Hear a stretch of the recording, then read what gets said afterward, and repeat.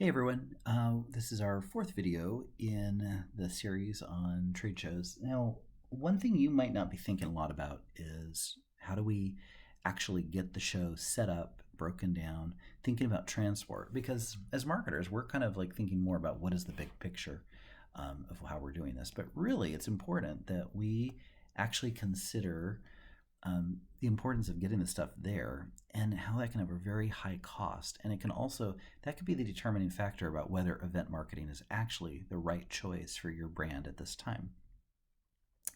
So again, here's some terminology that you guys need to get familiar with about more of the backstage part of an event.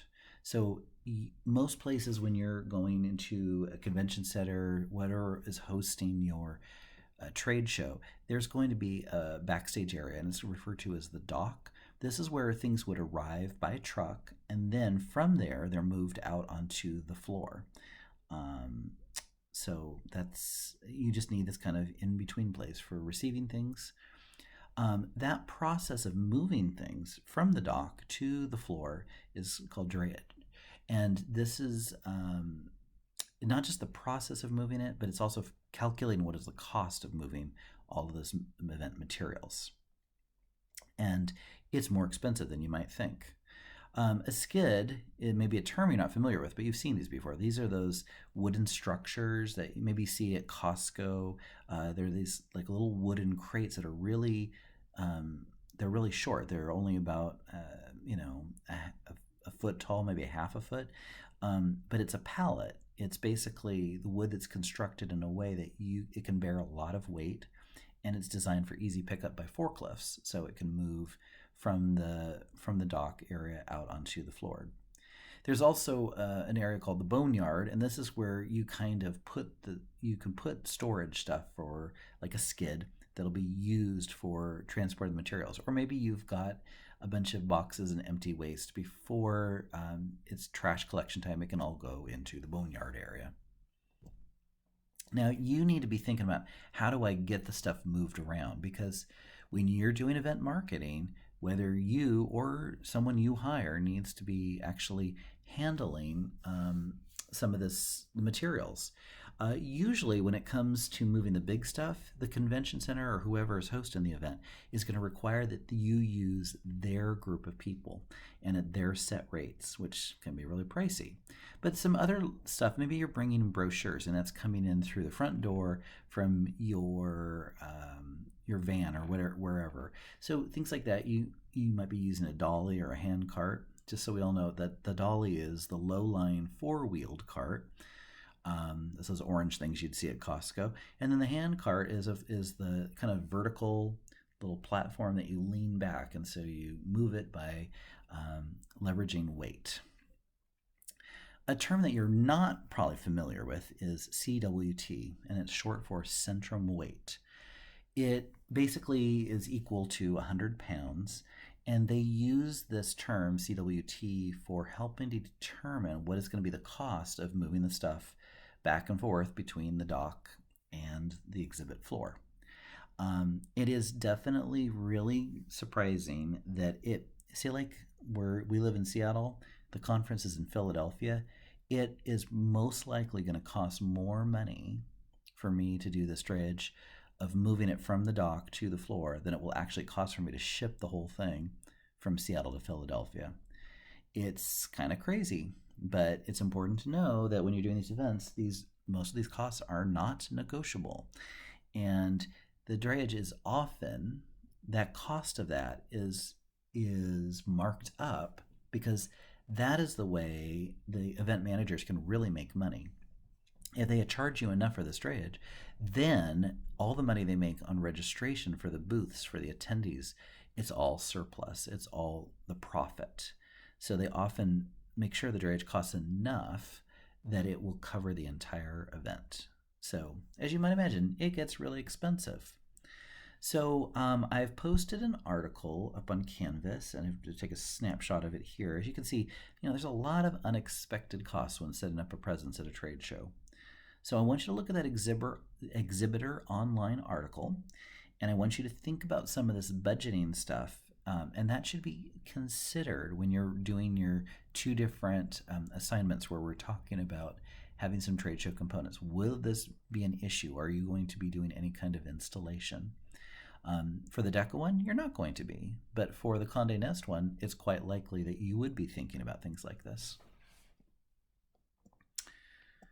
Okay. Having a budget and timeline is really important. You need to be having these high level considerations about before we go into the event, what are we really signing up for? Cost. I mean, people often think, oh, we're just going to spend 10,000, and they end up spending 100,000. If you don't know event marketing, it can get really pricey. So you have to do your research. You have to think through all the potential costs. Again, also with the timeline, you think it's like, oh, it shouldn't be that hard. We'll just get some people together. We'll get them on the floor.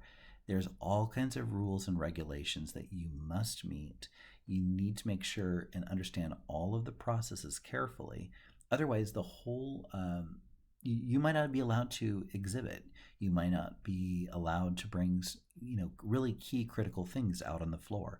So having a timeline and really walking through all the detailed rules is very, very important. It's also important to think about, you can do a gap analysis based on your budget and timeline to really think about, what's missing in the planning.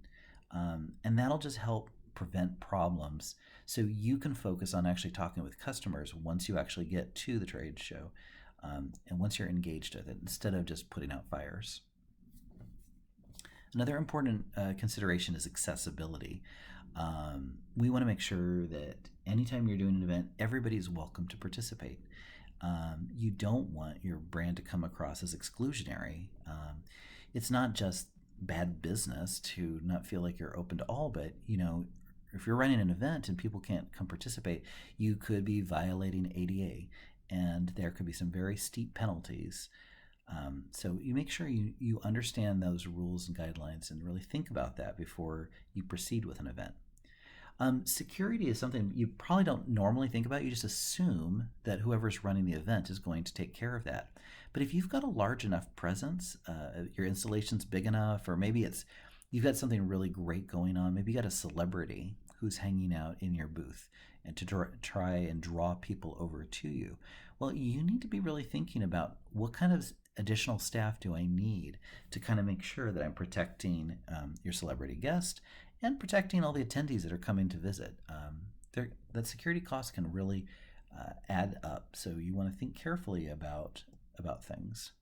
I've been to events where they had like slides, and you're thinking, oh, that'd be fun to go slide down the thing, but then there's always some jackass who's gonna try having a couple too many cocktails and standing on the slide, and you could be liable for when he falls down and cracks his head open. Okay. When the conference is over and done, you need to make sure that you're breaking down all the information, all of the booth and all the stuff that you brought in. When you're doing this process, it's called Teardown.